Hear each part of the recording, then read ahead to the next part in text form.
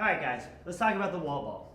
The wall ball is very similar to the thruster with the barbell, where I'm doing a full squat and I'm coming up, driving with my hips, and then throwing with my arms. So how does this relate back to the squat, the push-up, the jump, and ultimately posture?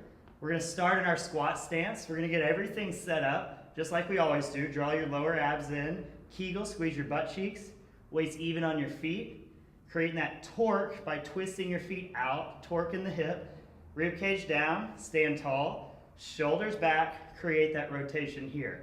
So our setup position is going to look like a squat, and then what we're doing with the shoulder is going to look like a push-up.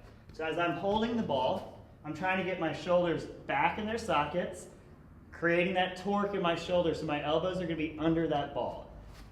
We see a lot of people drive those elbows out, and what that does is internally rotate those shoulders into just a real nasty position, a position that's not very usable in other things. So we really want you driving those shoulders back, getting those elbows under the ball in a squat stance. As we squat, everything's the same as a squat. We're going to come up and about right here. That's our power position. We're going to start really driving up to drive with our hips, and immediately we're going to throw with our arms. So it's just like everything else. It's all about timing. Good positions come up, and we're going to time the hip arm throw.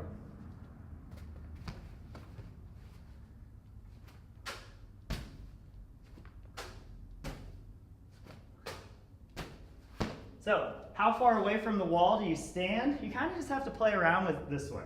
Some people stand a little bit closer. The more mature your squat is and the more upright you're able to be a little bit closer. But if you get too close to the wall, it's hard to find that target position. If you're too far back from the wall, now you got to really throw it and get a lot of horizontal movement so it bounces off the wall. So what are we looking for in the wall ball? A full squat. We're squatting as low as you can squat with perfect technique, getting the full range of motion out of there. If you're competing in CrossFit, the game changes a little bit. We're squatting for your hip to go below your knee. But if you're not competing in CrossFit, what we're looking for is just the most functional movement. So we may be going a little lower as long as we can stay tight. Or if your mobility is not quite there, we may short it a little bit as we develop your mobility over time. The second piece we're looking for is where the ball hits. So a lot of times in gyms we'll have targets.